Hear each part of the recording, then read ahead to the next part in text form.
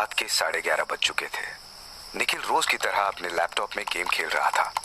2-4 zombies को मारे बिना निखिल को नींद नहीं आती। कमरे की सभी लाइट्स बंद थी। लैपटॉप की जलती हुई स्क्रीन से ही कमरे में थोड़ी रोशनी सी थी।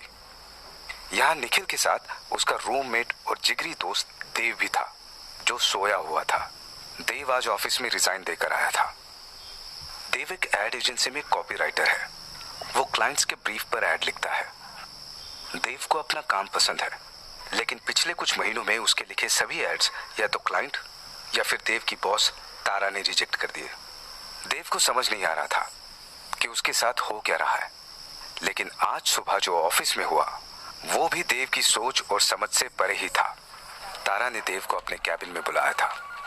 जब वो कैबिन में पहुंचा तो तारा ने उसे बैठने के लिए कहा। फिर करीब आकर वो धीरे से बोली, देव, मेरे सीने पर एक बोझ है जिसे आज मैं बिना किसी डर के उतार देना चाहती हूँ।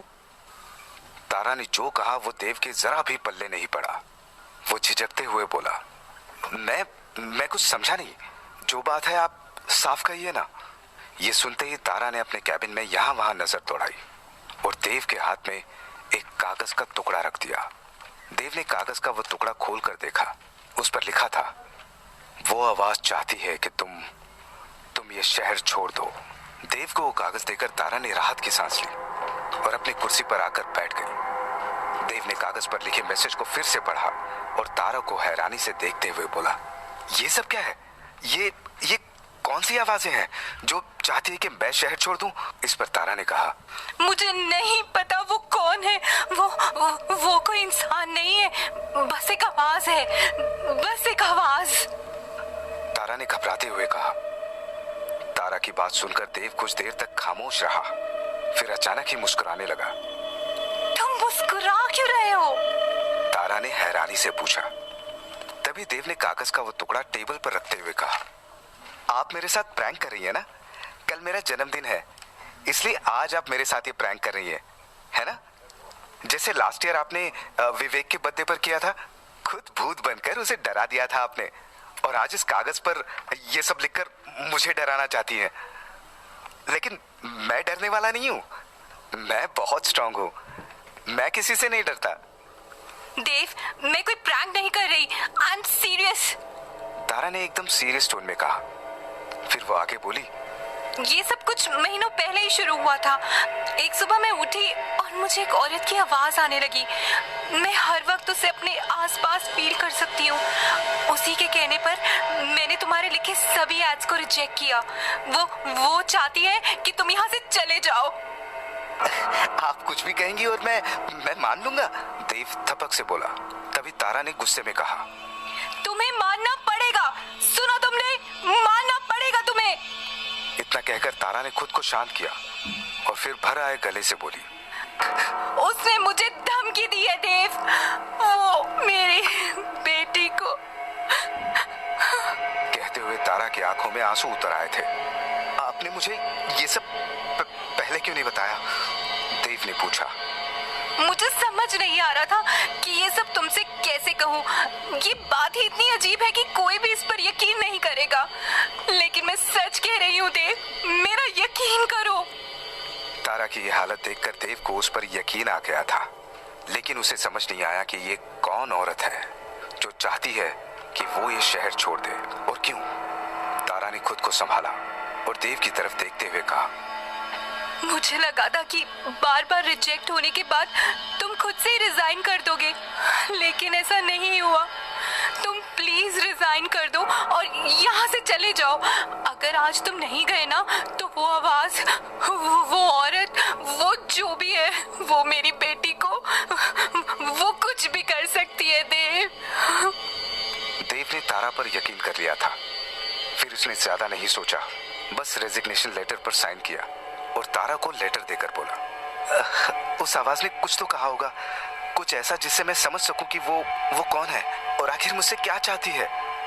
तारा ने अपने दिमाग पर जोर डाला और याद करने की कोशिश करने लगी, लेकिन उसे ऐसा कुछ भी याद नहीं आया जो देव के मतलब का हो। कुछ देर बाद बिना कुछ कहे देव उठा और कैबिन से जाने लगा। तभी तारा को कुछ याद आया और वो झट से बोली, देव, याद आया, उसने उसने एक बार कहा था कि तुम्हारी हवेली को तुम्हारा इंतजार है। हवेली को? हवेली? लेकिन मेरी तो कोई हवेली नहीं है, देव ने हैरानी से कहा था। इधर अंधेरे कमरे में निखिल अभी भी ज़ॉम्बीज़ पर अटैक कर रहा था और देव सोया हुआ था, लेकिन चैन से नहीं। उसके माथे से पसीना टपक रहा था और चेहरे पर बेचैनी थी। लग रहा था जैसे वो कोई डरावना ख्वाब देख रहा है। फिर अचानक ही कुछ अजीब सा हुआ। जो चादर देव ने ओढ़ रखी थी वो खुद ब खुद खिंचने लगी। वहां कोई था जो चादर खींच रहा था। गेम खेलते हुए निखिल को भी लगा जैसे कमरे में कोई खड़ा है। निखिल ने फौरन देव की पलंग की तरफ देखा, लेकिन वहां कोई नहीं था। निखिल ने राहत की सांस ली और फिर से अपने गेम में लग गया। फिर कुछ देर बाद एक और अजीब सी चीज हुई। देव के पैरों पर पड़ी हुई चादर अचानक से हवा में लहरने लगी। तभी देव की आंखें खुल गई और वो उठकर बैठ गया। चादर सीधे आकर देव के ऊपर गिरी। निखिल को फिर लगा कि कमरे में कुछ तो है। उसने फौरन लाइट्स ऑन कर दी। जैसे ही कमरे में रोशनी हुई, निखिल जोर से चीखा, भूत भूत बचाओ भूत। निखिल की चीखें सुनकर देव ने चादर हटाई और तेज आवाज में बोला, अरे मैं हूं देव। देव को देखकर निखिल की जान में जान आई। उसने खुद को संभाला और फिर मुस्कुराते हुए बोला, ओह तू है? मुझे लगा कोई भूत भाई साहब है, लेकिन तू अभी तो सोया हुआ था ना, फिर अचानक से ऐसे उठकर। अपनी बात को पूरी करने से पहले ही निखिल रुक गया। वो देव के पास आकर बैठा और उसके कंधे पर हाथ रखकर बोला, फिर से वही बुरा ख्वाब देखा? हाँ यार, फिर से वही ख्वाब, वही हवेली, वही लोग, वही मौत का तांडव। यार पता नहीं ये ख्वाब कब मेरा पीछा छोड़ेगा। अगर तेरा ख्वाब किसी दिन सच हो गया तो? देख, मैं ऐसा नहीं कह रहा। वो दादी कहा करती थी कि बार बार आने वाले ख्वाब सच होते हैं, निखिल ने कहा। ये सुनकर देव हर बात की तरह चिढ़ते हुए बोला, ये तू बार बार ये क्यों बोलता है? मैं इन सब चीजों में नहीं मानता। ये बस एक बुरा ख्वाब है और कुछ नहीं। अच्छा ठीक है, ये बस एक बुरा ख्वाब है, लेकिन आज जो ऑफिस में हुआ, तेरी बॉस तारा ने आज तुझसे जो भी कहा उस आवाज के बारे में, उसका क्या? तारा झूठ तो नहीं बोल रही थी ना? निखिल के सवाल पर देव कुछ देर खामोश ही रहा। उसने टेबल से अपनी पानी की बोतल उठाई और पानी पीकर बोला, तारा झूठ नहीं बोल रही थी, लेकिन कोई साइकोलॉजिकल कंडीशन भी तो हो सकती है। क्या पता तारा मुझे जॉब से निकालना चाहती हो और इसलिए उसने अपने मन में एक भूत का कैरेक्टर गढ़ लिया, जिसके कहने पर मेरे लिखे सारे एड्स रिजेक्ट कर दिए ताकि मैं खुद ही रिजाइन कर दूं, क्योंकि मेरे कॉन्ट्रैक्ट में लिखा हुआ है कि 2 साल से पहले वो मुझे जॉब से निकाल सकती है। और देख मैंने आज खुद ही रिजाइन किया।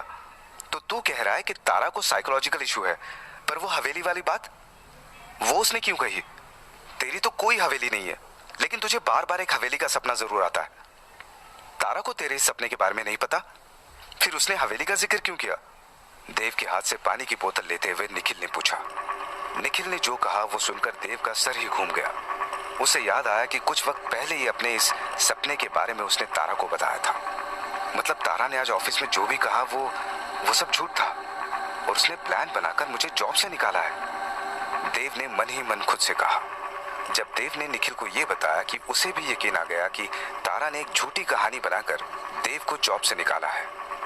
देव दुखी भी था और उसे तारा पर गुस्सा भी आ रहा था, लेकिन कुछ ही देर में उसने खुद को समझा लिया कि जो हुआ सही हुआ। वैसे भी देव पिछले कुछ वक्त से लंबी छुट्टी पर जाने की सोच रहा था। अब वो बिना किसी परेशानी के ऐसा कर सकता था। रात के 12 बजने में अभी 10 मिनट बाकी थे। देव वापस लेट गया और निखिल से बोला, अच्छा सुन, अगर अंजलि केक लेकर आए तो मुझे जगा देना। जो हुकुम बर्थडे बॉय।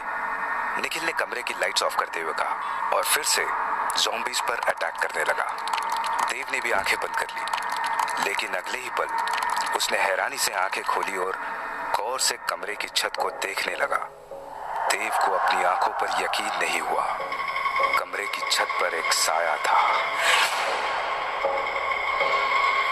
एक औरत का साया।